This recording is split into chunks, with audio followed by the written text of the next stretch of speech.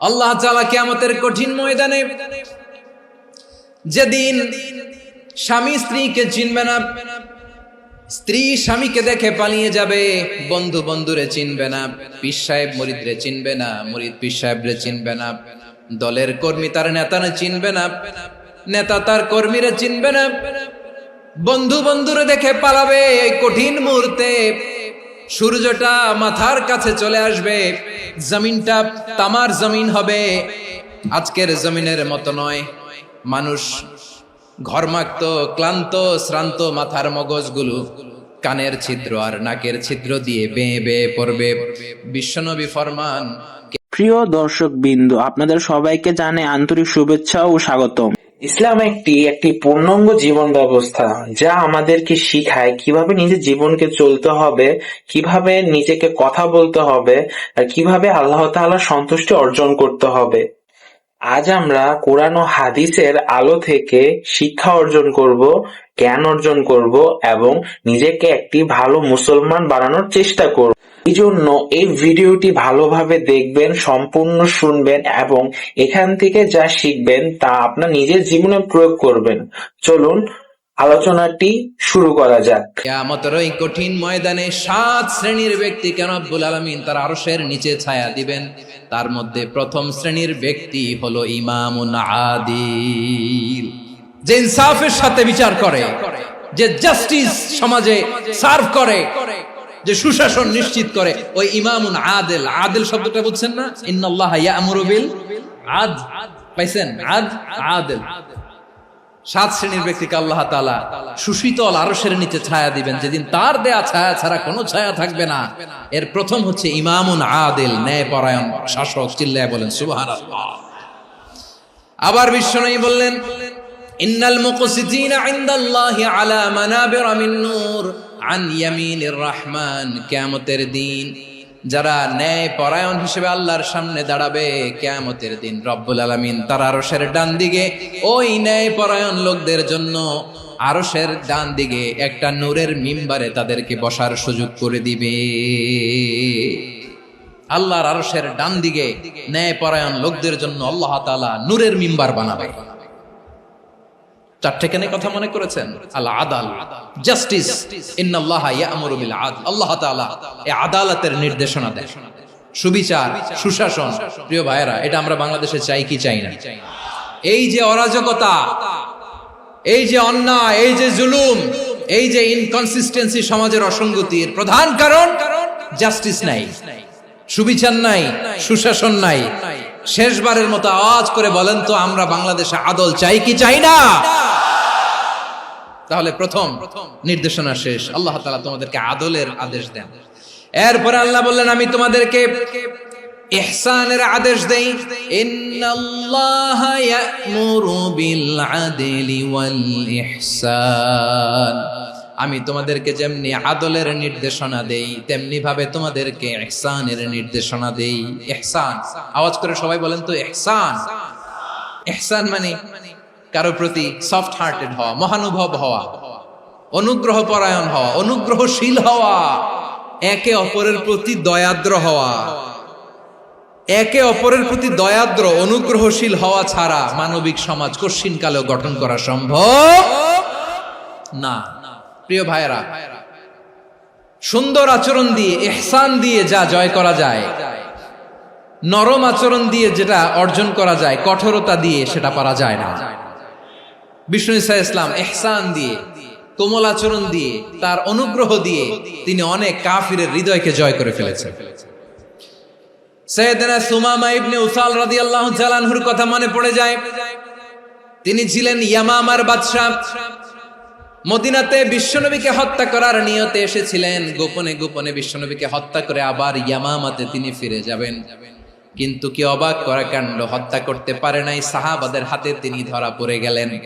সাইয়েদনা সুমামা ইবনে উসাল রাদিয়াল্লাহু তাআলা আনহু হত্যার নিয়তে আসলেন, কিন্তু হত্যা করতে পারলেন না। সাহাবারা ওনাকে ধরে ফেললেন, ধরে মসজিদে নববীর পিলারের মধ্যে বেঁধে রাখলেন। সুমামা ইবনে উসাল, সিরাত থেকে শুনে, সিরাত থেকে শোনাচ্ছি, রাদিয়াল্লাহু তাআলা আনহু ইয়ামামার অধিপতি ছিলেন। বিশ্বনবীকে হত্যার জন্য আসছেন, ধরা পড়ে গেছেন, এখন মসজিদে নববীতে বেঁধে রাখছে, তার মানে বন্দী। এখন স্ট্যাটাস কি? বন্দী, ক্যাপটিভ। তো বিষ্ণু ইসলাম সাহাবাদেরকে বললেন তার খোঁজ খবর নিও, সুমামা ইবনে উসালের খোঁজ খবর নিও। সাহাবার বলেন ইয়া রাসূলুল্লাহ, আপনাকে হত্যা করতে এসেছে, তার তো কঠিন ক্যাপিটাল পানিশমেন্ট হওয়া দরকার, কঠিন শাস্তি হওয়া দরকার। বিষ্ণু বললেন না, আমি যেটা জানি তোমরা সেটা জানো না, তোমরা সুমামার সাথে ভালো আচরণ করো। বিশ্বনবী সুমামার কাছে গেলেন। প্রথম দিন যে তিনি কালেমার দাওয়াত দিলেন, ইমানের দাওয়াত দিলেন, ইসলামের দাওয়াত দিলেন, রিসালাতের দাওয়াত দিলেন, আখিরাতের দাওয়াত দিলেন। পরের দিন যে বিশ্বনবী সালাতের দাওয়াত দিলেন, যাকাতের দাওয়াত দিলেন, ইসলাম কি, কিভাবে, কেমন করে পালন করতে হয় চমৎকার আর্টিকুলেট করতে শুরু করলেন। তন্ময় হয়ে সুমামা ইবনে উসাল রাদিয়াল্লাহু তাআলা আনহু বিশ্বনবীর কথাগুলো শুনতে আরম্ভ করলো।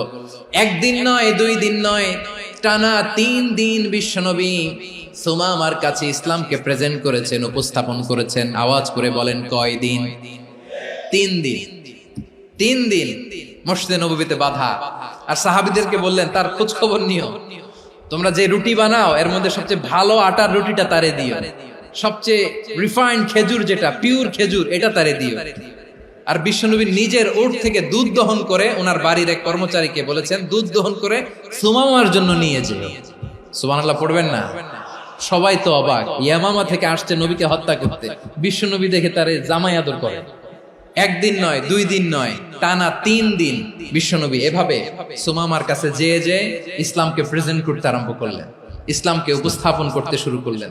আর তাকে চমৎকার এন্টারটেইনমেন্ট, আপ্যায়ন দিতে আরম্ভ করলেন। টানা 3 দিন যখন ইসলামের দ্য বিউটিজ অফ ইসলাম, ইসলামের সুমহান বাণী, সৌন্দর্য তার কাছে উপস্থাপন শেষ, তাকে আপ্যায়ন শেষ, বিশ্বনবী বললেন সাহাবাদেরকে যাও এবার সুমামার হাতের পায়ের রশি দুটো খুলে দাও।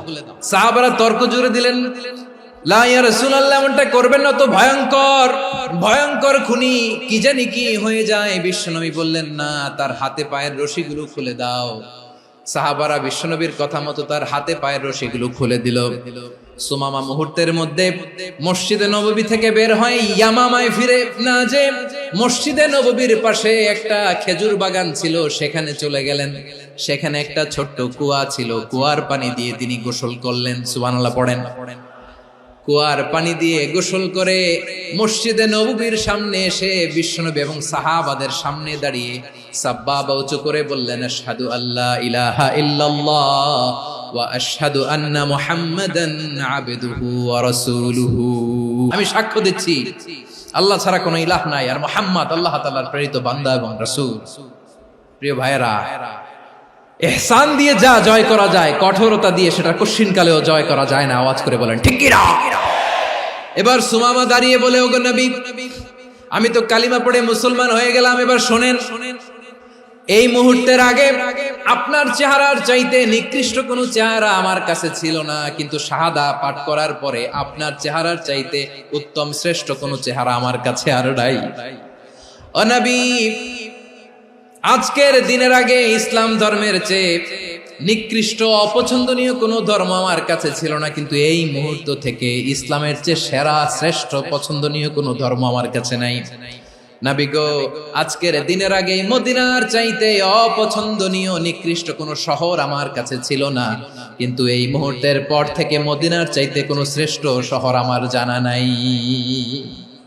সে ছিল গমের বড় ডিলার, গম বেচতো। কি বেচতো? তার গম কিনে মক্কার লোকেরা রুটি খাইতো। সে ঘোষণা দিল, আজকে থেকে মক্কাবাসীদের জন্য সব গম আমি হারাম করে দিলাম, মক্কাবাসী এখন না খেয়ে মরে। সুবহানাল্লাহ পড়বেন না? মক্কাবাসী বিশ্বনবীর কাছে আসলেন, এসে বললেন, মুহাম্মদ, আমরা তো তোমার ভাই, তোমার চাচা, তোমার ভাতিজা, তোমার আত্মীয়, তুমি সুমামারে বলো সে যেন আবার গমের সাপ্লাই মক্কার জন্য অনুমতি দিয়ে দেয়। বিশ্বনবীর অনুমতি ক্রমে সুমামা আবার মক্কাতে গম পাঠাতে শুরু করলো। পড়েন সুবহানাল্লাহ। ইহসান, ইহসান দিয়ে আপনি যেটা জয় করতে পারবেন, you can win the heart of your enemies. ইহসান দিয়ে আপনি আপনার শত্রুর হৃদয়কে জয় করতে পারবেন। এজন্য আল্লাহ বললেন, وأنفقوا في سبيل الله ولا تلقوا بأيديكم إلى التهلكة وأحسنوا إن الله يحب المحسنين তোমরা আল্লাহর রাস্তায় দান করবে আর নিজেরা নিজেদেরকে ধ্বংসের হাতে ঠেলে দিও না। তোমরা একে অপরের প্রতি ইহসান করবে, কারণ ইহসানকারীদেরকে আল্লাহ বড্ড ভালোবাসেন। সুবহানাল্লাহ পড়েন। আবার সূরা রহমানে আল্লাহ বললেন, হাল জাযাউল ইহসানি ইল্লাল ইহসান ফাবিআইয়ি আলা, সবাই পড়েন, ফাবিআইয়ি আলাই রাব্বিকুমা তুকাযযিবান। ইহসানের প্রতিদান হিসেবে ইহসানি হয়। বিশ্বনবী সুমামার প্রতি যেমন ইহসান করেছেন, সুমামাও ঠিক তেমন ইহসান ফিরিয়ে দিয়েছে। ঠিক কিনা বলেন? তাহলে এক নম্বরে হচ্ছে আদ, ন্যায় বিচার। দুই নম্বরে সবাই বলেন ইহসান, সদাচরণ। ইহসান দুই ধরনের প্রিয় ভাইরা, ইহসান ফিল ইবাদা, ইহসান ফিল মুআমালা। ইহসান ফিল ইবাদা হচ্ছে একাগ্র অনুভবে ইবাদতে ডুব দেওয়া, এর নাম ইবাদতের ইহসান। সুবহানাল্লাহ পড়ুন। বিশ্বনবী বলেন ইহসান মানে কি জানো নাকি? হাদিসে জিবরিলে সাইয়েদনা জিবরিল আলাইহিস সালাম বিশ্বনবীকে বললেন, আখবিরনি আনিল ইহসান। নবী আমাদেরকে বলেন ইহসান মানে কি? বিশ্বনবী বললেন, আনতা আবুদাল্লাহ কাআন্নাকা তারাহু ফাইন লাম তাকুন তারাহু ফাইন্নাহু ইয়ারাক।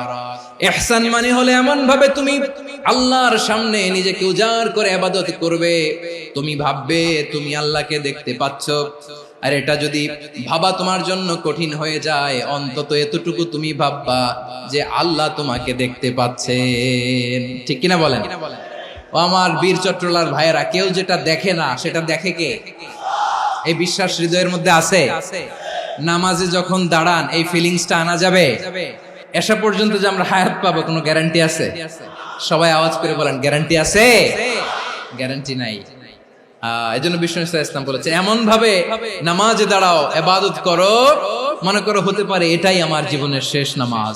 পারফর্ম দ্য সালাহ as if this is your last and final prayer. এমন ভাবে সালাতে দাঁড়াও, ভাবো হতে পারে এটাই তোমার জীবনের শেষ নামাজ। এমন ভাবে নামাজে দাঁড়াও, ভাবো এটাই শেষ নামাজ।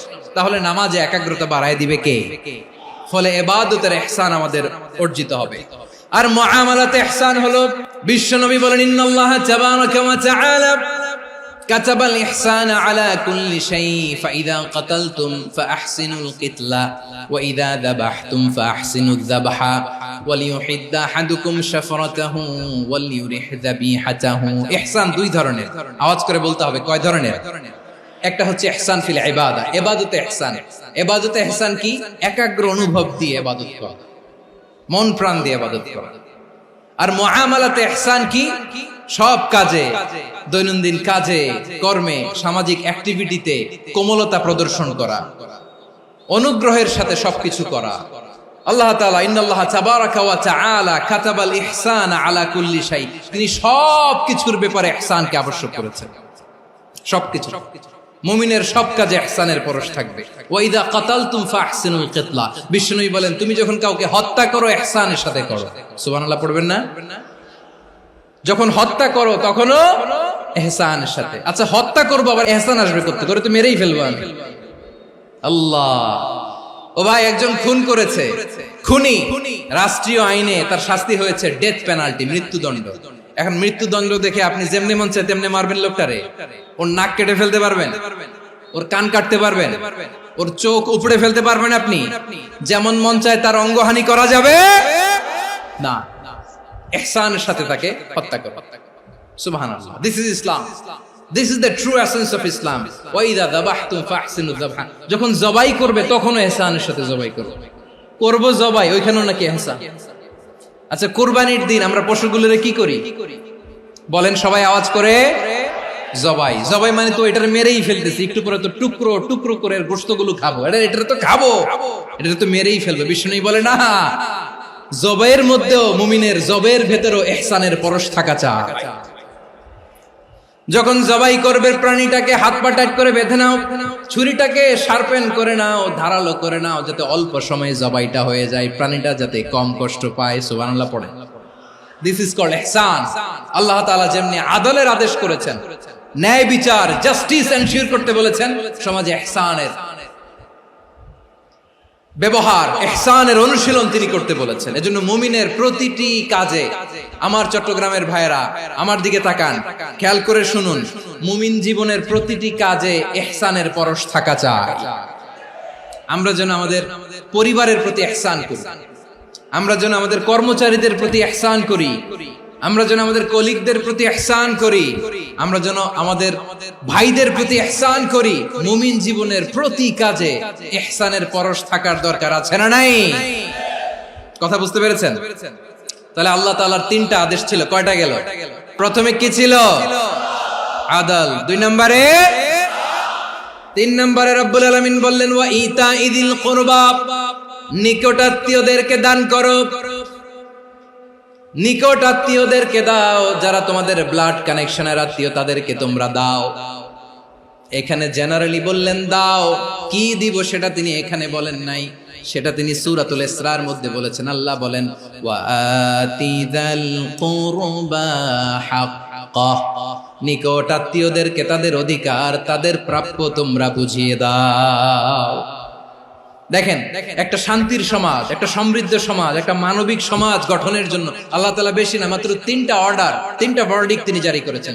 1 নাম্বার সুশাসন, ন্যায় বিচার; 2 নাম্বার ইহসান; 3 নাম্বার নিকটাত্মীয়, যারা কাছের, তোমার ভেরি ক্লোজ রিলেশনশিপে আছে, তাদেরকে দাও। দাও, দিলে বাড়িয়ে দেয় কে? অনেকে দিতে চায় না, কৃপণতা করে। দিলে বাড়ায় দেয় কে? ওমিয়া, মদিনার মধ্যে সবচাইতে গরিব সাহাবী ছিল বেলাল রাদিয়াল্লাহু তাআলা আনহু। ওনার এন্টায়ার অ্যাসেট, সম্পদের পরিমাণ কতদূর জানেন? একটা লুঙ্গি। বেলাল রাদিয়াল্লাহু তাআলা আনহু, ওনার টোটাল ওয়েলথের এস্টিমেশন হচ্ছে মাত্র একটা লুঙ্গি। একটা লুঙ্গি, টোটাল ওয়েলথ এস্টিমেশন, টোটাল সম্পদের পরিমাণ বেলাল রাদিয়াল্লাহু তাআলা আনহুর কি ছিল? ওই বেলাল রাদিয়াল্লাহু তাআলা আনহুকে বিষ্ণু ইসলাম বলেছেন আনফিক ইয়া বেলাল, ও বেলাল তুমিও দাও। ওয়ালা তাখশা মিন যিল আরশি ইখলালা, আরশের অধিপতির তো কোনো ঘাটতি নাই, তুমি দিলে ওই আল্লাহ তোমারে বাড়ায় দিবে। এজন্য আমার প্রিয় ভাইয়েরা, দিলে কমে না, দিলে বাড়ে। অনেকে ধরে রাখে, নতুন কিছু নিতে পারে না, হাত দিয়ে যেটা ধরে রেখেছেন এটা দিয়ে দেন, বড় একটা ধরার সুযোগ পাবেন। জোরে বলেন ঠিক কিনা? রব্বুল আলামিন বললেন 3 নাম্বার আদেশ হলো তোমাদের প্রতি সমাজটারে কেমন করে মানবিক সমাজ, সুন্দর সমাজ গড়বা। 3 নাম্বার আদেশ হলো ওয়া আতিদাল কুরবা হাক্কা, নিকটাত্মীয়দেরকে তাদের প্রাপ্য বুঝিয়ে দাও। এই নিকটাত্মীয়দেরকে তাদের অধিকার বুঝিয়ে দেওয়া, প্রাপ্য বুঝিয়ে দেওয়াতে আমাদের গাফলতি আছে না নাই? অনেকে দেখবেন অনেক আল্লাহওয়ালা, তাহাজ্জুদ গুজার, সেজদা দিতে দিতে কপালে কালো দাগ ফেলে দিছে, সে তার বোনের হকটা আদায় করে নাই, আছে না নাই? অনেক বড় হাজী সাহেব, বিশাল লম্বা দাড়ি, ছেলেরে সব দিয়ে দিছে, মেয়েরে কিছু দেয় নাই, মেয়ের হক আদায় করে নাই, আছে না নাই? এই হাজী সাহেবেরা, এই আল্লাহওয়ালারা কিয়ামতের ময়দানে আটকে যাবে। আপনি অন্যের অধিকার নষ্ট করেছেন, তাদের রাইটস কে ভায়োলেট করেছেন। এজন্য আল্লাহ তাআলা বলেন, কারো অধিকার যদি কেউ নষ্ট করে, ওই সমাজটা মানবিক সমাজ কঠিনকালেও হতে পারে না। এজন্য 3 নম্বর আল্লাহ বললেন ওয়া ইতাইদিল কুরবা, নিকটাত্মীয়দেরকে দাও। কি দিবা? তাদের অধিকার দিয়ে দাও। বোনের অধিকার বুঝিয়ে দাও, মেয়ের অধিকার বুঝিয়ে দাও, ফুফুর অধিকার বুঝিয়ে দাও। দেখবেন অনেক মায়েরা ছেলের পাতে মুরগির রান দেয়, মেয়ের পাতে দেয় মুরগির ঠ্যাং। তো মেয়ের কি মুরগির রান খেতে মনে যায় না? মনে যায় না? এমনটা করা যাবে না। নিকটাত্মীয়দেরকে অধিকার দিয়ে দাও, নিকটাত্মীয়ের সাথে সুসম্পর্ক রাখো। আদেশটা কার?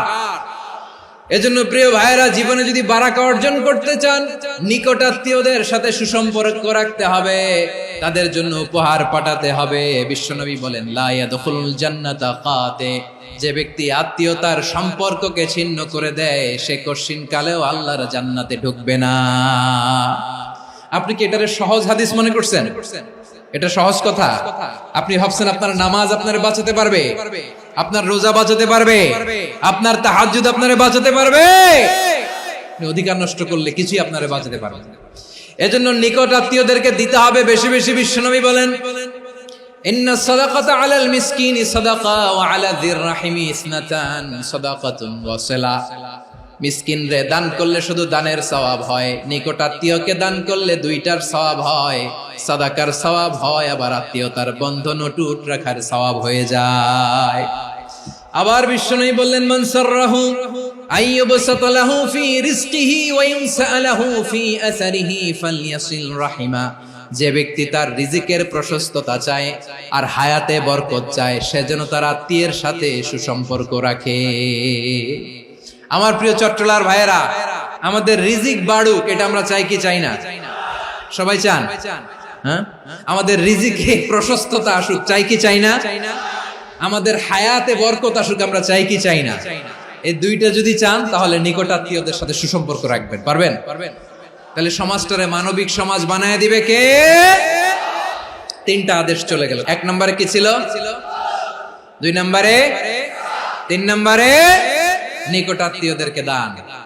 আল্লাহ তাআলা তিনটা জিনিসের যেমনি আদেশ করেছেন, অনুরূপ ভাবে তিনটা বিষয় তিনি বারণ করেছেন, নিষেধ করেছেন, ওগুলোর কাছেও যাওয়া যাবে। রাব্বুল আলামিন বলেন, ওয়ায়ানহা আনিল ফাহশাই ওয়াল মুনকারি ওয়াল বাগি। আমি যেমনি তিনটি বিষয়ে আদেশ করলাম, অনুরূপ ভাবে তিনটি বিষয়ে বারণ করলাম, নিষেধ করলাম। আমার 1 নাম্বার নিষেধাজ্ঞা হলো অশ্লীলতার প্রতি। ফাহশা, ওয়ায়ানহা আনিল ফাহশা, আল্লাহ তাআলা অশ্লীলতাকে নিষেধ করেছেন। কোন জিনিসকে? সবাই বলুন, কোন জিনিসকে? যত ধরনের, যত টাইপের, যত ক্যাটাগরির অশ্লীলতা হতে পারে, সব অশ্লীলতাকে হারাম করেছেন কে? ফাহশা মানে কি? কথায়, কাজে, আচরণে, কমেন্ট, ফেসবুকের কমেন্টসে যত ধরনের নোংরামো আছে, যত ধরনের অশ্লীলতা আছে, এটাকে আরবিতে বলে ফাহশা। রাব্বুল আলামিন বলেন, কুল ইন্নামা حرم ربي الفواحش ما ظهر منها وما بطن। ও নবী, আপনি বলে দেন, আমার রব প্রকাশ্য, অপ্রকাশ্য, স্পষ্ট কিংবা অস্পষ্ট, দৃশ্যমান কিংবা অদৃশ্যমান সব অশ্লীলতাকে হারাম করেছেন। সব ধরনের অশ্লীলতা হারাম। আল্লাহ তাআলা আমাদেরকে অশ্লীলতা থেকে বাঁচান। এবার বলেন, আমাদের সমাজে অশ্লীলতা আছে না নাই? অশ্লীলতা নানা ভাবে, নানা নামে, নানা মোড়কে আমাদের সমাজে আছে না নাই? সংস্কৃতির নামে, ফ্যাশনের নামে, বিনোদনের নামে, উপন্যাসের নামে, কনসার্টের নামে অশ্লীলতা আছে না নাই? আপনি দেখেছেন কনসার্ট গুলোর অবস্থা? আমাদের তরুণ তরুণীরা, আমাদের যুবক যুবতীরা, আমাদের জেনজিরা, কি অবস্থা ওইখানে? কনসার্টের নামে অশ্লীলতা আছে না নাই? ছেলে মেয়ে একে অপরকে জড়ায় ধরতেছে, একে অপরকে চুমু খাচ্ছে, প্রকাশ্যে, দিবালোকে, গণমানুষের সামনে। আল্লাহ তাআলা এই অশ্লীলতা থেকে আমাদেরকে বেঁচে থাকতে বলেছেন। রূপালী জগতের নামে অশ্লীলতা আছে না নাই? এই টার্মটা আপনারা জানেন না? রূপালী জগৎ কি জগৎ? আসলে কি রূপালী জগৎ না অন্ধকার জগৎ? আমার বোনেরা, আপনাদেরকে যে কি বলে তারা বুঝায়, রূপালী জগৎ শুনেই আপনি ভরকে যাবেন না। রূপালী জগতে যে নারী যত বেশি উলঙ্গ, সে নাকি তত বেশি সাহসী। জানেন? বলে এটা একটা সাহসী নারী, খুব সাহসী পদক্ষেপ তার। যত বেশি শরীর থেকে কাপড় নামাতে পারবে, যত বেশি বস্ত্রহীন হয়ে নিজেকে প্রেজেন্ট করতে পারবে, সে নাকি তত বেশি সাহসী। আমার চট্টলার ভাইয়েরা, শয়তানের প্রথম এজেন্ডা ছিল বনি আদমকে বস্ত্রহীন করা। সে আদম এবং হাওয়া আলাইহিস সালামকে নিষিদ্ধ গাছের ফল খাইয়ে তাদেরকে বস্ত্রহীন করেছে। এই জামিনেও সে আমাদেরকে বস্ত্রহীন করতে চাইবে। এই রূপালী জগতের নামে তারা এটা করে। আমার প্রিয় বোনেরা, আপনি জানেন না আপনার দাম কত? ওরা আপনাদেরকে বিজ্ঞাপনের সস্তা পণ্য বানাতে চায়।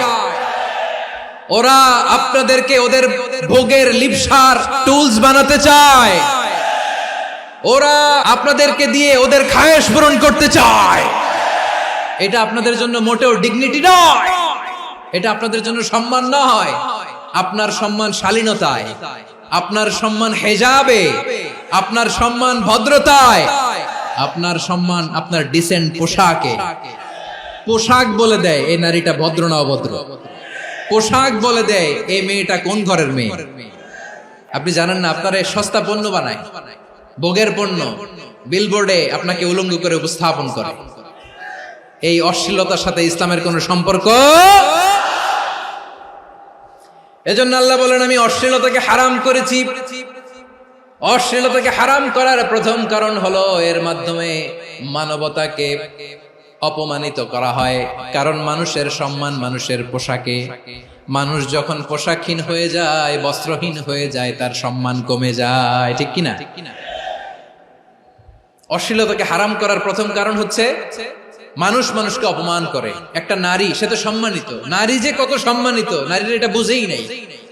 বিশ্বনবী বলেন, আর দুনিয়া কুল্লুহা মাতা ওয়া খায়রু মাতা'আদ দুনিয়া আল মারআতুস সালিহা। আমার বোনেরা, 5টা প্যান্ডেলে আপনারা এলইডিতে আমার আলোচনা শুনছেন, আমি জানি। আপনাদের এই গর্ভ যে কত দামি আপনি জানেন না। আপনার পেট থেকেই আসবে আগামী দিনের সালাহুদ্দিন আল আইয়ুবী। আপনার পেট থেকেই আসবে অনাগত দিনের ইমাম মাহদী আল মুনতাযর। আপনার পেট থেকেই আসবে অনাগত দিনের ফয়সাল, ওয়াসিম, মুগ্ধ, আবু সাইদের মতো বীর যোদ্ধা।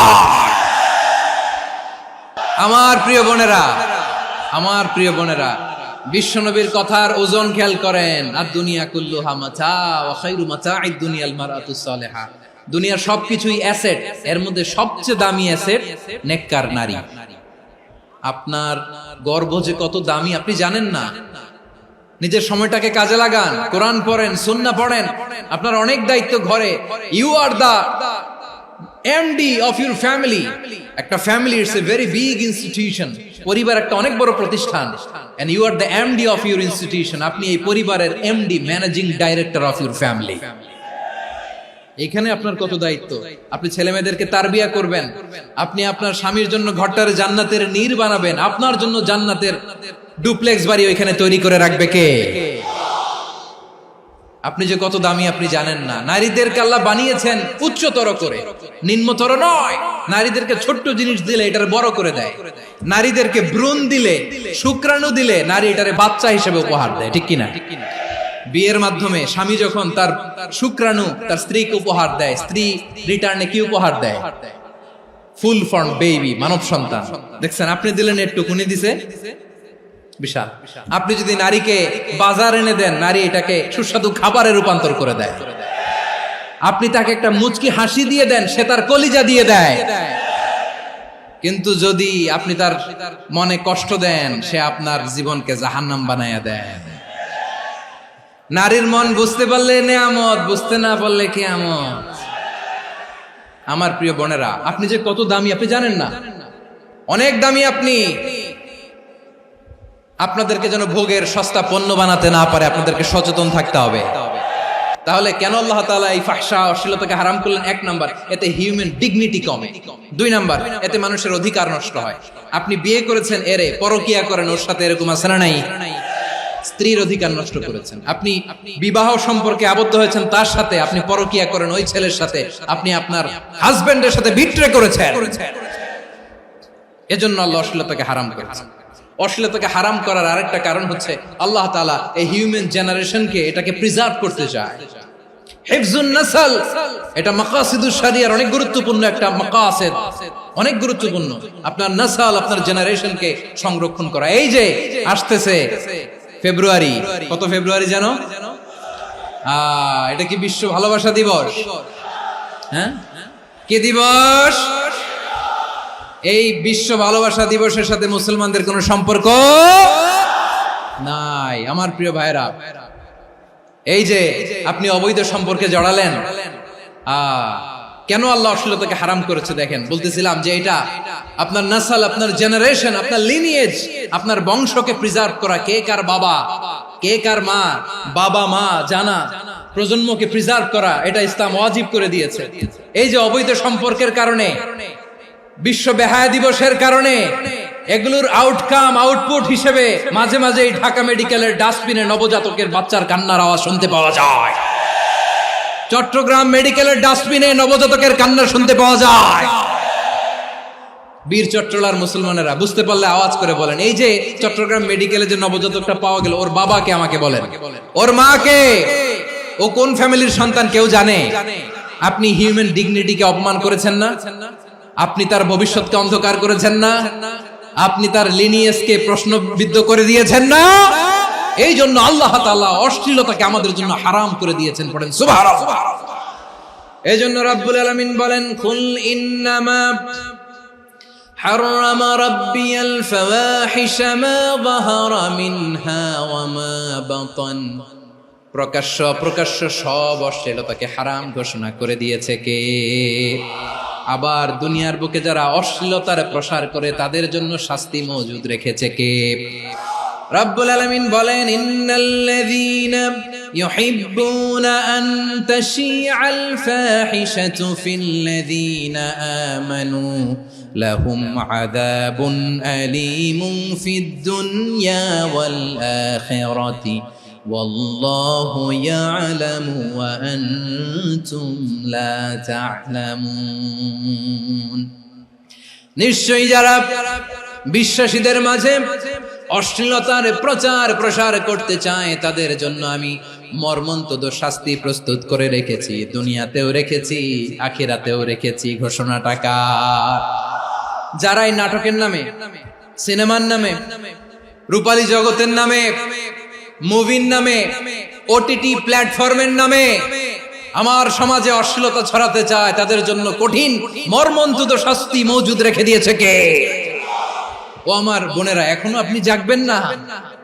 এখনো আপনার চিন্তার দুয়ারে এখনো নাড়া পড়ে নাই? ওরা আপনাকে উলঙ্গ বানাতে চায়, ওরা আপনাকে আইটেম গার্ল বানাতে চায়।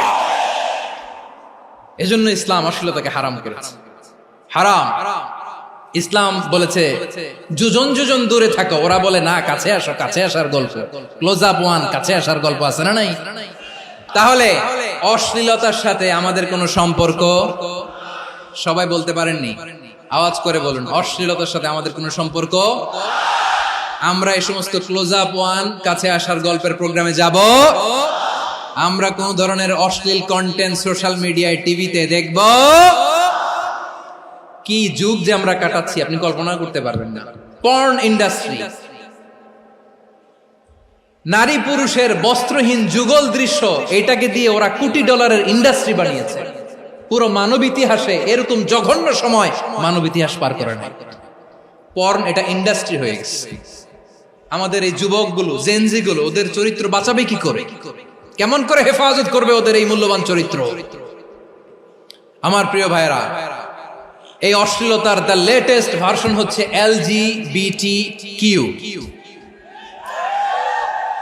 শরীফ থেকে শরীফা। শুনছেন আপনারা? দেখতে পুরুষ, আসলেই পুরুষ, সুস্থ একজন পুরুষ, 4 সন্তানের বাবা, বলে আমি মনে মনে নারী। দেখতে নারী, সুস্থ নারী, আসলেই সে দিব্যি একজন নারী, বলে আমি মনে মনে পুরুষ। সবচেয়ে ভয়ঙ্কর অশ্লীলতার সবচাইতে লেটেস্ট ভার্সন হচ্ছে এই ট্রান্সজেন্ডারিজম।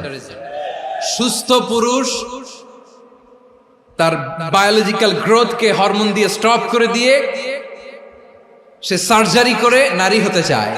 সুস্থ নারী পুরুষ হতে চায়। পুরুষ পুরুষের প্রতি সেক্সুয়ালি আকর্ষণ বোধ করে। এটা লূত আলাইহিস সালামের কওমের মধ্যে ছিল। এটাকে আল্লাহ কোরআনে ফাহিশা বলেছেন।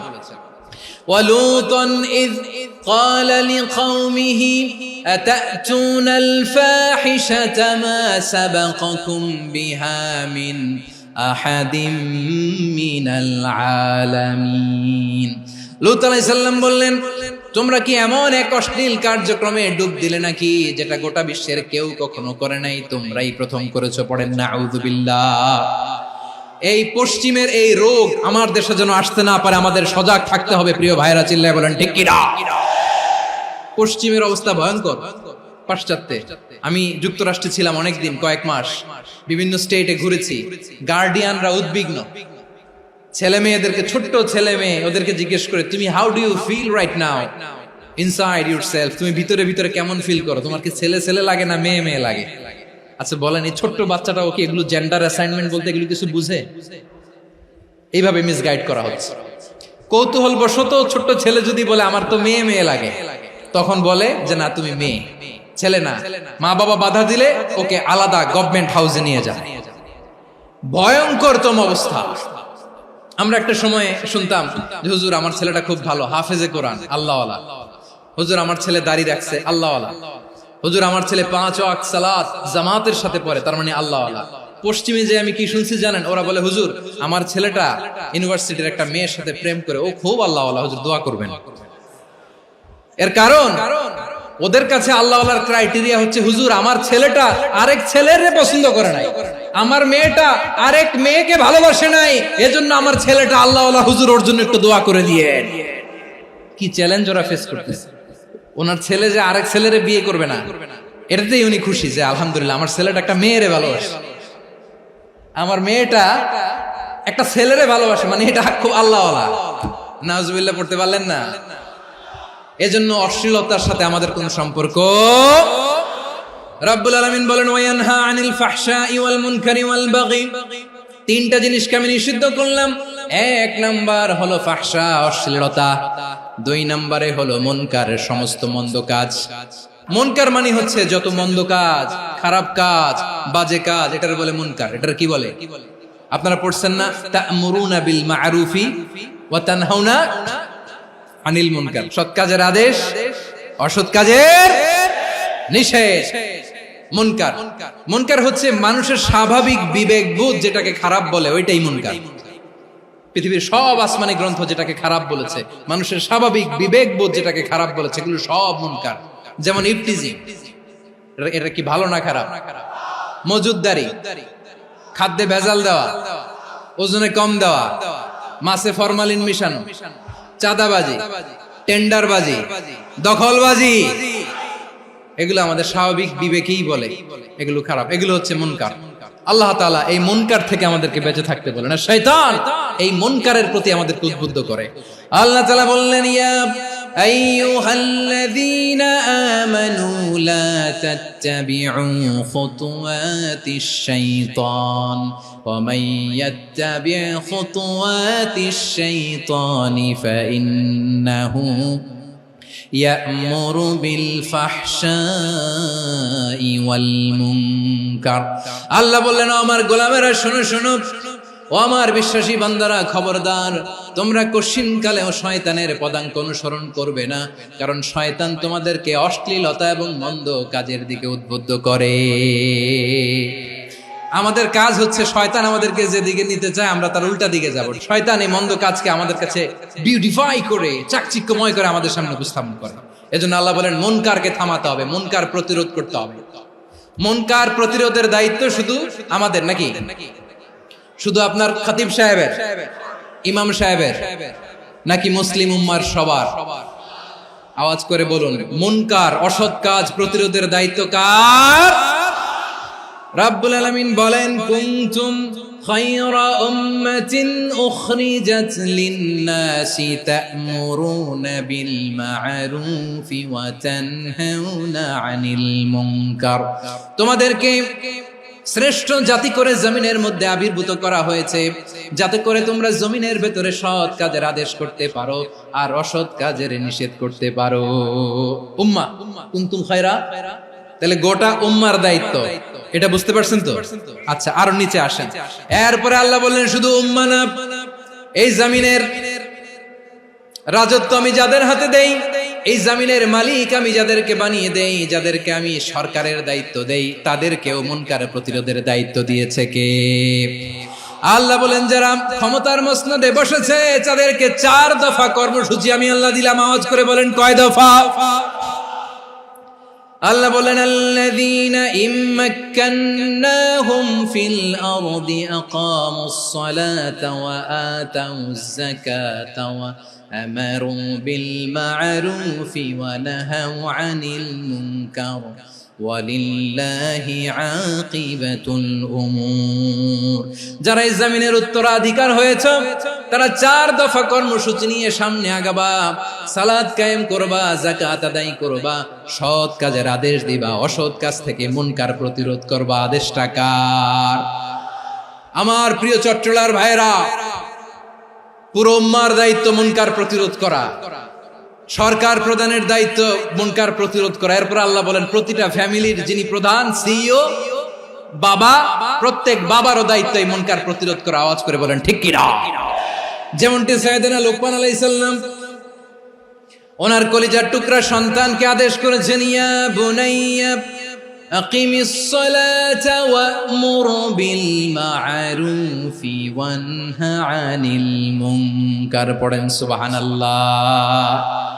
বাবা ছেলেকে সবক দিচ্ছে, লোকমান আলাইহিস সালাম ছেলেকে বলতেছে, ওরে আমার কলিজার টুকরা সন্তান, ওরে আমার বাছা, নামাজ কায়েম করবা, সৎ কাজের আদেশ দিবা, আর মুনকার প্রতিরোধ করবা, অসৎ কাজ সমাজ থেকে খারাপ কাজকে ঝেঁটে বিদায় করে দিবা। তাহলে দেখেন আমি স্টেপ বাই স্টেপ নামলাম। পুরা উম্মার দায়িত্ব, জমিনের উত্তরাধিকারী আল্লাহ যাদেরকে বানিয়েছেন সরকার, তাদের দায়িত্ব, প্রতিটি ফ্যামিলির প্রধানের দায়িত্ব। এরপরে বিশ্বনবী বলেন সচেতন প্রতিটি মুসলিমের দায়িত্ব সমাজ থেকে মুনকারকে উৎখাত করা। বিশ্বনবী বলেছেন, মান রাআ মিনকুম মুনকারান ফালিয়ুগাইয়িরহু বিয়াদিহি ফাইন লাম ইয়াস্তাতি ফাবিলিসানিহি ওয়া ইন লাম ইয়াস্তাতি ফাবিকলবিহি ওয়া যালিকা আযআফুল ঈমান। সমাজে যে মুনকার দেখবে, খারাপ কাজ দেখবে, সে যেন হাত দিয়ে সেটাকে থামায়। আমার প্রিয় ভাইরা, না থামালে আমরাই ডুববো শেষমেশ। আমাদের বাঁচার জন্য হইলেও থামাইতে হবে। রব্বুল আলামিন বলেন, ওয়াত্তাকু ফিতনাতাল লা তুসিবান্নাল্লাযীনা যালামু মিনকুম খাসসা।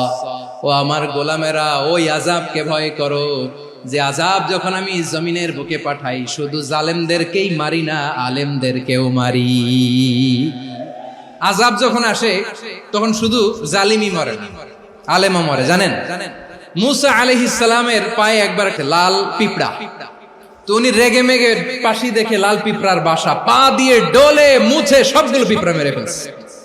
এই ঘটনাটা আল্লাহ ঘটিয়েছেন এজন্য মুসা আলাইহিস সালাম ছিলেন কালিমুল্লাহ, সরাসরি আল্লাহর সাথে কথা বলতেন। তিনি আল্লাহকে জিজ্ঞেস করেছিলেন, আল্লাহ তুমি যখন কোন জনপদে আযাব পাঠাও, শাস্তি দাও, ওখানকার শুধু জালেমরাই তো মরে না, ভালো মানুষগুলাও মরে, তো আযাব দিবা মুশরিকদের উপর দিবা, অবাধ্যদের উপর দিবা, ভালো মানুষগুলোরে মারো কেন? আল্লাহ বললেন, মুসা তোমার যে কামড় দিছিল পায়ের মধ্যে পিঁপড়া, কয়টা পিঁপড়া? একটা পিঁপড়া, তো সবগুলারে মারলা কেন? রেগে মেগে পুরো পিঁপড়ার বাসা ভেঙে মেসাকার করলা কেন? আমি যখন অ্যাকশনে যাই, আমি যখন শাস্তি দেই, তখন এত বাস বিচার করা হয় না, বাস বিচার করা যায় না। যখন অ্যাকশনে যাওয়া হয় ওইটা ডাইরেক্ট অ্যাকশন হয়ে যায়। চিল্লায় বলো ঠিক কি না? এজন্য আমাদের বাঁচার জন্য হলেও এই পাপ থামাতে হবে, এই শয়তানের অট্টহাসি থামাতে হবে, অন্যায় অপরাধ সমাজ থেকে আমাদের থামাতে হবে। কারণ আযাব আসলে ওরাও মরবে, আমরাও মরব। একটা জাহাজ 2 তলা, আপনি আছেন 2য় তলায়, নিচের তলার কিছু লোক জাহাজের তলা ছিদ্র করতে আরম্ভ করছে। কি ছিদ্র করতেছে? আচ্ছা, জাহাজের তলা ছিদ্র করলে তলা দিয়ে কি ঢুকে? এখন আপনি যদি বলেন আমার কি, আমি তো 2 তলায়, আমি তো ভালো আছি, ওরা ছিদ্র করে ওরা মরবে। আসলে কি শুধু ওরা মরবে? তলা দিয়ে যখন পানি ঢুকবে, জাহাজ ঢুকলে আপনিও মরবেন। এজন্য নিজে মরার আগে ওই পাগলগুলোর নিচতলায় যে থামাতে হবে। চিল্লায় বলেন ঠিক কি না? এজন্য আল্লাহ বললেন মুনকার প্রতিরোধের দায়িত্ব সমাজের টপ টু বটম সবার। এজন্য মুনকার প্রতিরোধ করার দরকার আছে না নাই? সমাজে এই যে ইফটিজিং হয়, আপনার বোনের বয়সী একটা মেয়েকে কিছু বকাটে টিটকারি করে, এই বলে সেই বলে, নোংরা কথা বলে, রাস্তায় দেখেও আপনি পাশ দিয়ে না দেখার মতো চলে যান কেন? আপনি দাঁড়ান না কেন?